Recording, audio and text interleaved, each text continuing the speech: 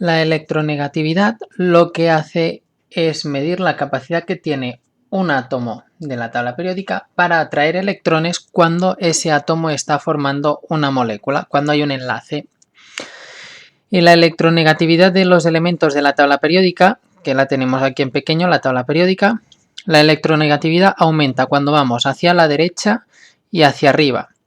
Es decir, el cloro, que sería el elemento que estaría aquí, sería el elemento más electronegativo porque está más hacia arriba y hacia la derecha. Por lo tanto, el cloro, cuando forma un enlace con otro átomo para formar una molécula, sería el átomo que estira más hacia él de los electrones, y en cambio el elemento menos electronegativo sería el francio, que estaría aquí abajo en la tabla periódica. Y en función de la disposición, los elementos de la tabla periódica tienen diferentes electronegatividades o capacidad para atraer a los electrones. Tenemos aquí varios ejemplos y a partir de esto explicaremos después lo que son los enlaces polares. Tenemos esta molécula donde hemos unido un cloro con un yodo. Si miramos la tabla periódica, el cloro lo tenemos aquí arriba y el yodo lo tenemos situado por aquí debajo, en la misma columna pero más hacia abajo. Por lo tanto, de los dos átomos, el que es más electronegativo es el cloro, porque está más hacia arriba y hacia la derecha. Eso quiere decir que cuando están compartiendo estos dos electrones mediante un enlace covalente, recordad que si son electrones compartidos van girando alrededor de los dos átomos, el cloro tiene más afinidad o los atrae con más fuerza que no el yodo, porque es más electronegativo. Eso hace que se forme un enlace polar. Es decir, que a pesar de que la molécula sea neutra, nosotros podamos diferenciar pequeñas cargas dentro de la molécula. Y si el cloro atrae con más fuerza los electrones, la carga, que se hace con la letra esta griega, delta, del cloro será más negativa y la del yodo será más positiva.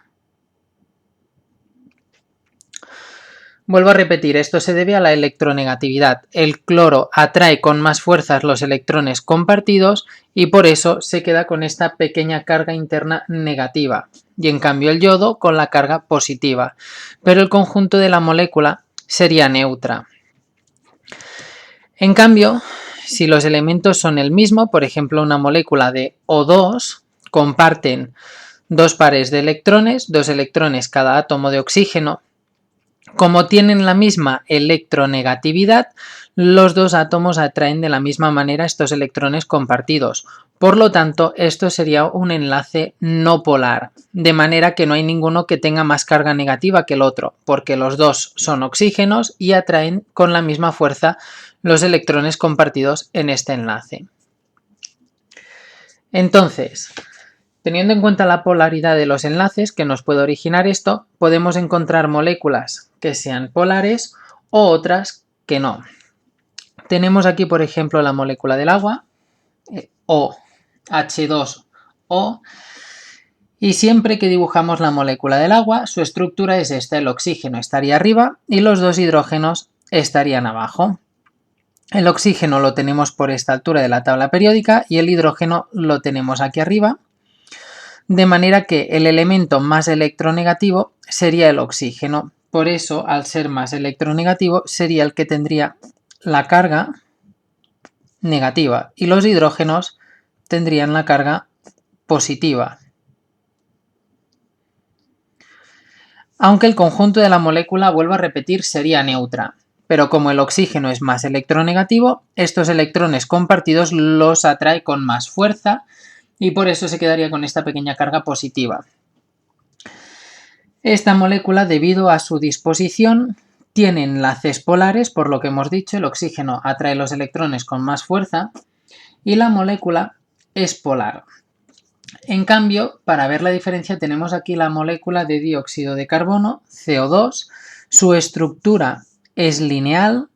Si comparamos en la tabla periódica, también fijaros que el carbono lo tendríamos más hacia la izquierda que el oxígeno, por lo tanto el oxígeno sería más electronegativo, de manera que tendríamos aquí un menos, aquí otro menos y aquí otro más. de manera que los oxígenos atraen con más fuerza los electrones compartidos, porque tienen más electronegatividad que el carbono.